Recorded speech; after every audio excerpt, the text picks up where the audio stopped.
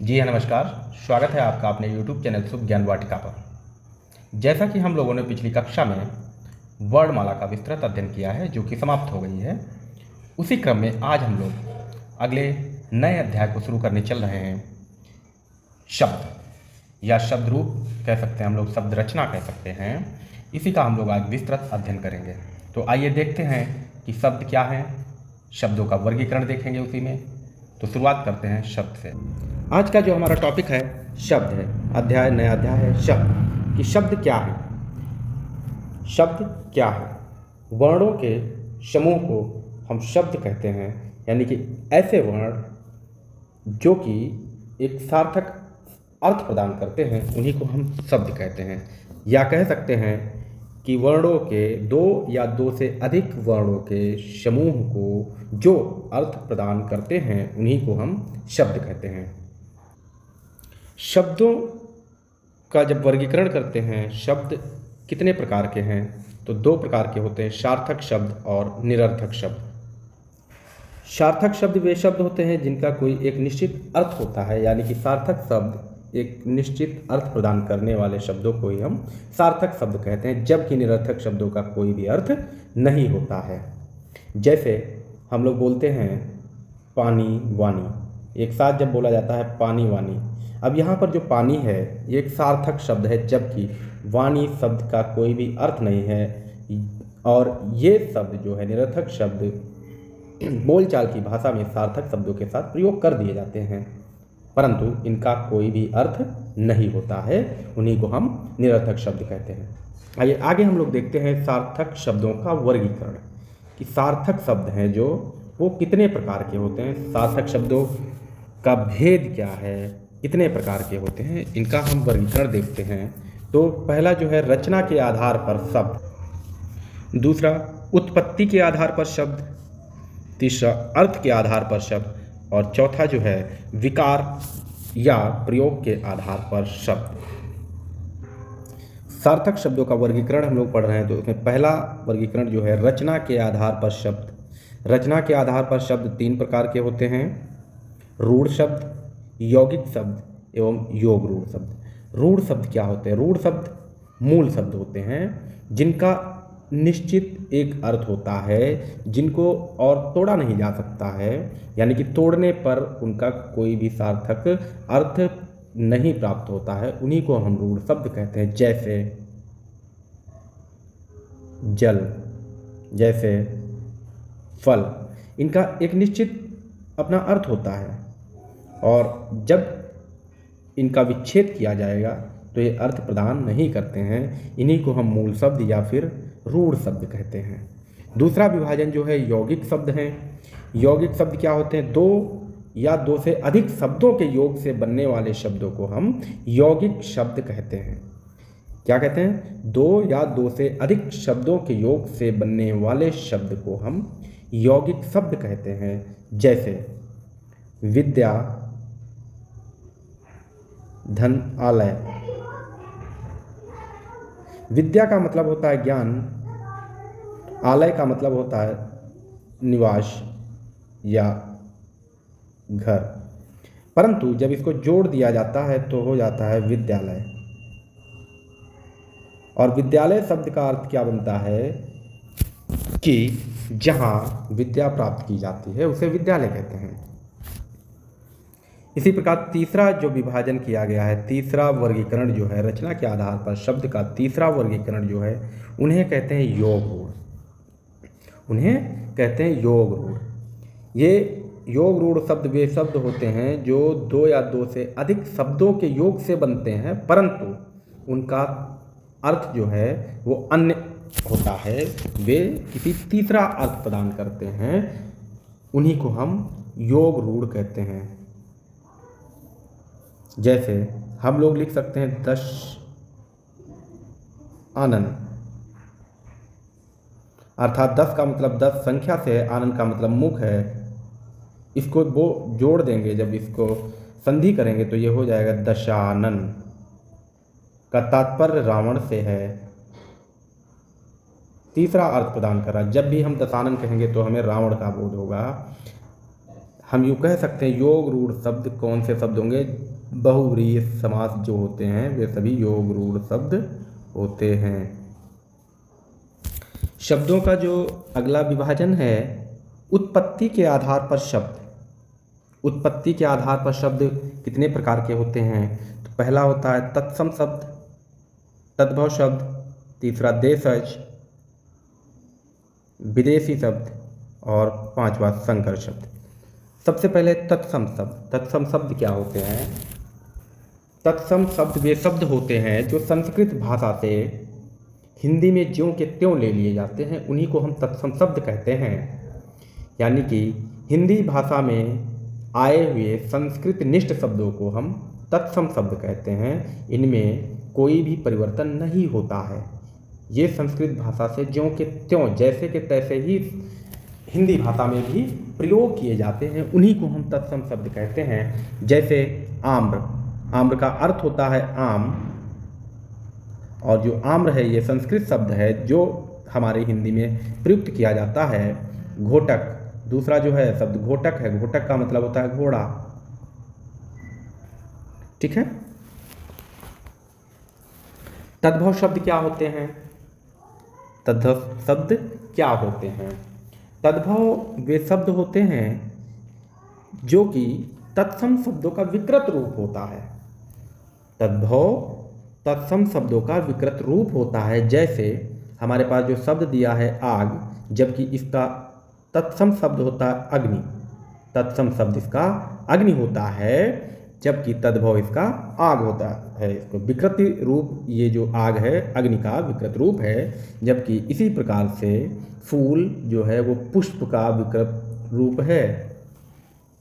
पुष्प संस्कृत शब्द है जिसको हम लोग तत्सम कहते हैं, और इसका विकृत रूप जो है फूल है, जो कि तद्भव है।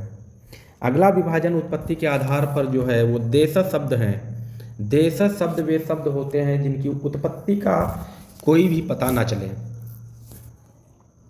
अर्थात देशज शब्द वे शब्द होते हैं जिनकी उत्पत्ति का कोई भी पता ना चले, कहाँ से वो उत्पन्न हो गए, बस हमारी भाषा में जो का त्यों यूज किए जा रहे हैं, कहाँ से उनकी उत्पत्ति हुई है, कैसे वो बने हैं, इसकी कोई जानकारी प्राप्त नहीं होती है।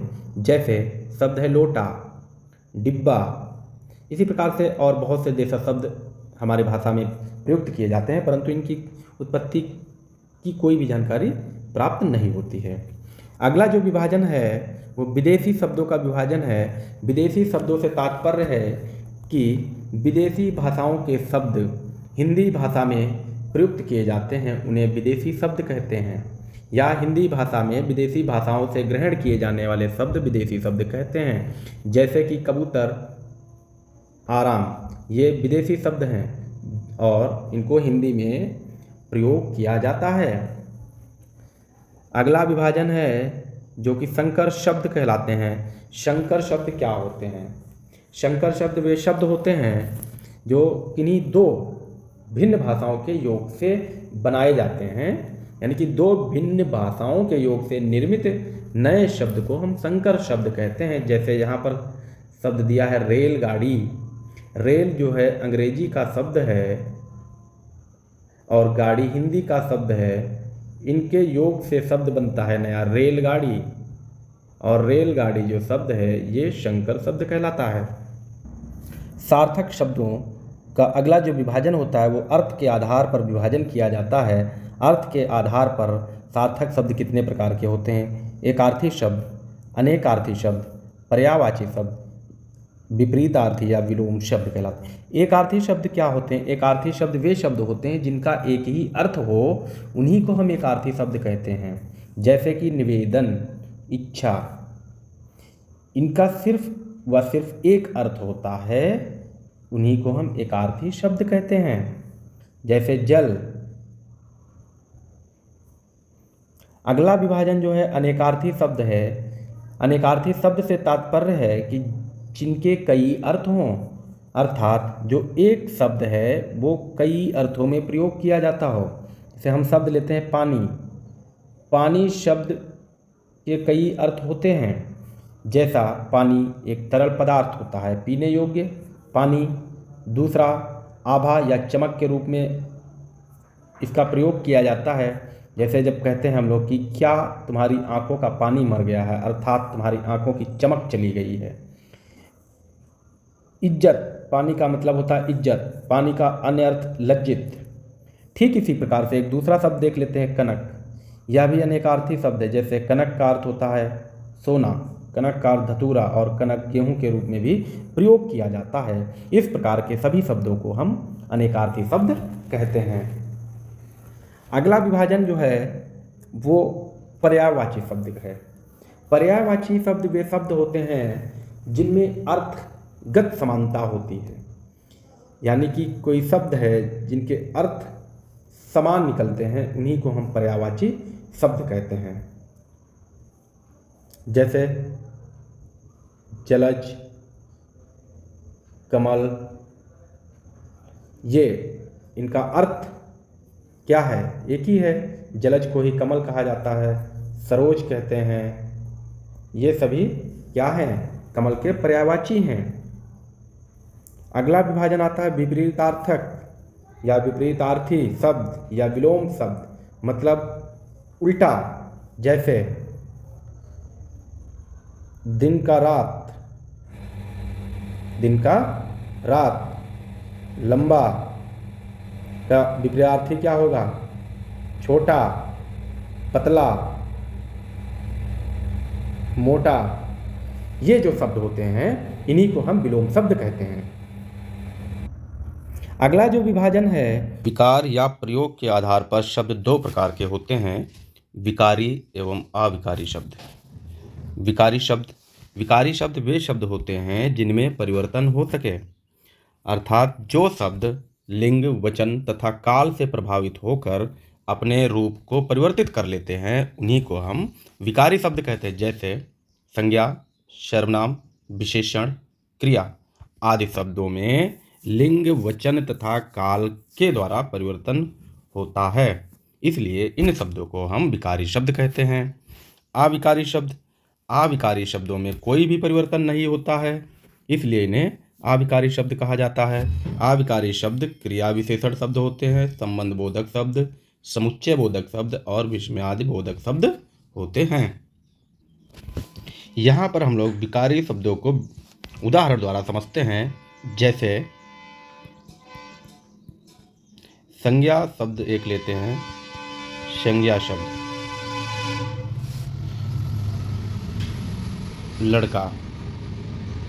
लड़का एक वचन शब्द है। जैसे ही इसका वचन परिवर्तित होगा, यहाँ पर हम लोग द्विवचन कर लेते हैं, द्विवचन।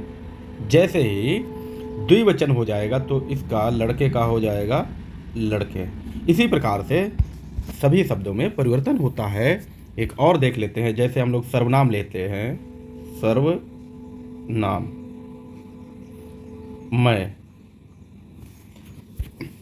मैं का मैंने हो जाता है, रूप में परिवर्तन हुआ।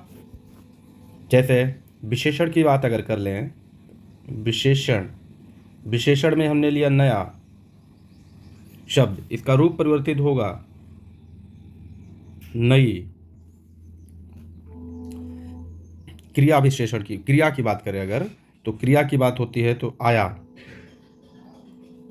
का क्या आया,